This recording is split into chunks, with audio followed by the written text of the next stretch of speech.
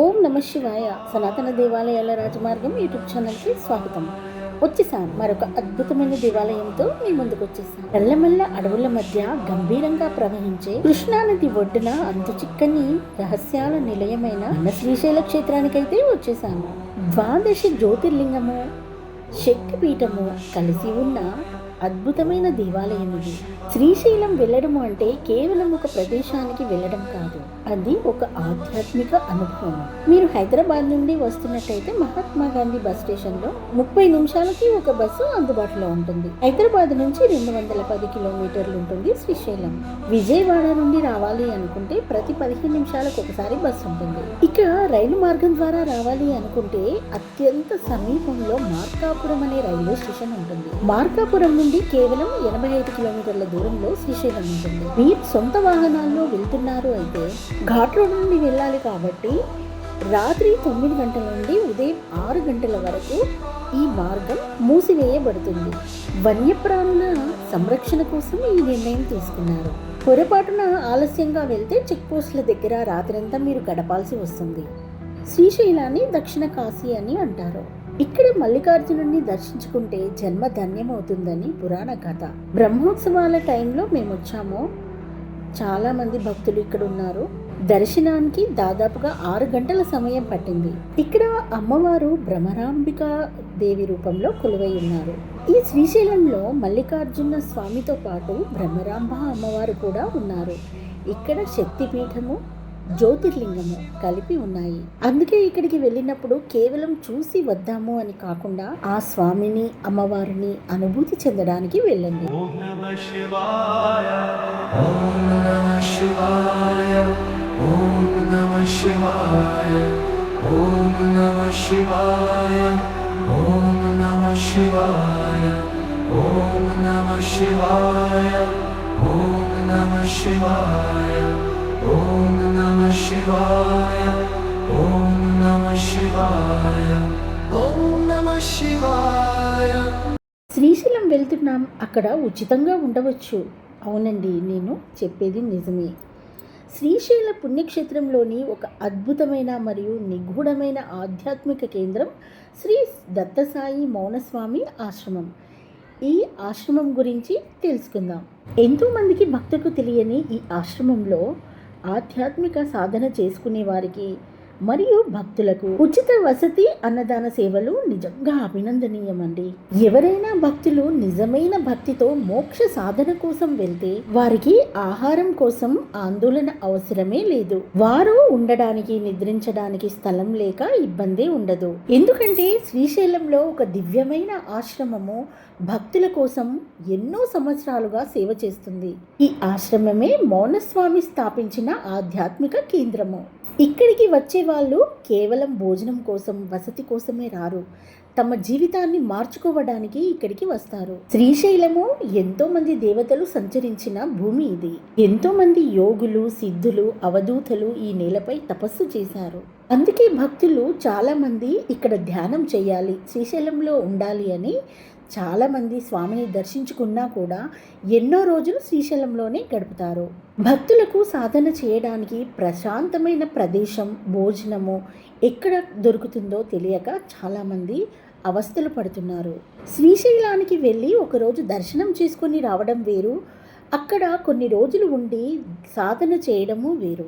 ఇలాంటి పరిస్థితుల్లోనే భక్తులకు అండగా నిలబడుతుంది ఈ మౌనస్వామి ఆశ్రమం.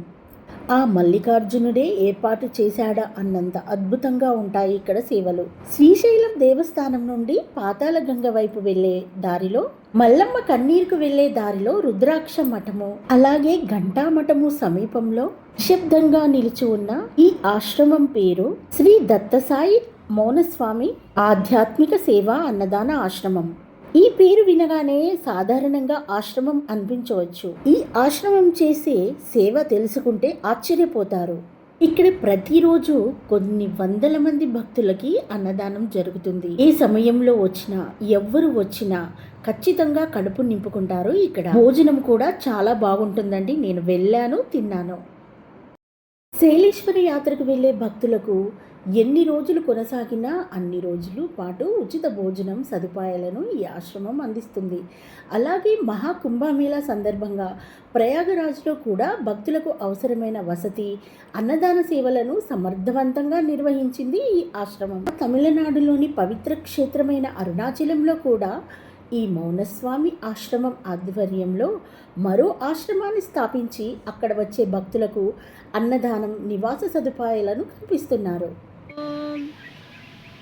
బ్రహ్మార్పణం బ్రహ్మహవిర్ బ్రహ్మాగ్నౌ బ్రహ్మణాహుతం బ్రహ్మైవ తేన గంతవ్యం బ్రహ్మకర్మ సమాధినా అహం వైశ్వానరో భూత్వా ప్రాణీనాం దేహమాశ్రితః ప్రాణాపాన సమాయుక్తః పచామ్యన్నం చతుర్విధం అన్నపూర్ణే సదాపూర్ణే శంకర ప్రాణవల్లభే జ్ఞాన వైరాగ్య సిద్ధ్యర్థం దీక్షాం దేహి చ పార్వతీ మాతా చ పార్వతీ దేవి పితా దేవో మహేశ్వరః బాంధవాశ్చ శివభక్తాశ్చ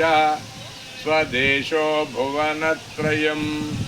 శ్రీశైల శ్రీ భ్రమరాంబా మల్లికార్జున మహారాజుకి, గ్రామదేవత ఆంకాళమ్మ తల్లికి, బైలవీర క్షేత్రపాలకుడు బైలవీరభద్ర భగవానికి, సాక్షి గణపతి భగవానికి, అటకేశ్వర భగవానికి, లలితా త్రిపుర సుందరి మాతాకి, అన్నపూర్ణ మాతాకి, కాశీ భవని గారు కాశీ విశ్వేశ్వర భగవానికి, అన్నదాత అన్నదాత సుఖీ భవ సుఖీ భవ సుఖీ భవ సుఖీ భవ సుఖీ భవ సుఖీ భవ. ఈరోజు ప్రతిరోజు శ్రీశైల మహాక్షేత్రంలోని శ్రీ దత్తసాయి మౌనస్వామి ఆధ్యాత్మిక ఆశ్రిత నిత్యాన్నదాన సేవాశ్రమంలో ప్రతిరోజు జరుగుతున్న నారాయణ సేవ అన్న సంతర్పణలో భాగంగా ఈరోజు ఈ యొక్క అన్నదాన వితరణకు సహకరించిన వారు మరి రేచర్ల గోత్రం బొత్తుల హరిబాబు గారి 6వ వర్ధంతి సందర్భంగా వారి కుటుంబ సభ్యులు ఈరోజు అన్నదాన కార్యక్రమానికి విరాళాన్ని ఇవ్వడం జరిగింది. ఈ సందర్భంగా మరి ఆ యొక్క బొత్తుల హరిబాబు గారి యొక్క ఆత్మకు శాంతి చేకూరాలని, వారి కుటుంబ సభ్యులకు శ్రీశైల శ్రీ భ్రమరాంబా మల్లికార్జున మహాస్వామి సంపూర్ణ అనుగ్రహం ఉండాలని కోరుకుంటూ ఆ బొత్తుల హరిబాబు గారి యొక్క వారు స్వర్గ అనంతరం శాశ్వత శివలోకం కైవల్యం పొందాలని కోరుకుంటాం. శ్రీశైల శ్రీ భ్రమరాంబా మల్లికార్జున మహారాజుకి ఓం నమః శివాయ. ఈ ఆశ్రమంలోకి దాతలు, పెద్దలు ముందుకు వచ్చి అభివృద్ధికి తోడ్పడాలని మనస్ఫూర్తిగా కోరుకుంటున్నాను. మీరు కూడా ఒకసారి ఈ ఆశ్రమాన్ని తప్పకుండా దర్శించుకోండి. మీరు కూడా ఈ పుణ్యకార్యంలో భాగం పంచుకోవచ్చు. ఫోన్ నెంబర్స్ నేను స్క్రీన్ పైన పెడతాను. తప్పకుండా కాల్ చేయండి. మీరు అభివృద్ధికి తోడ్పడండి.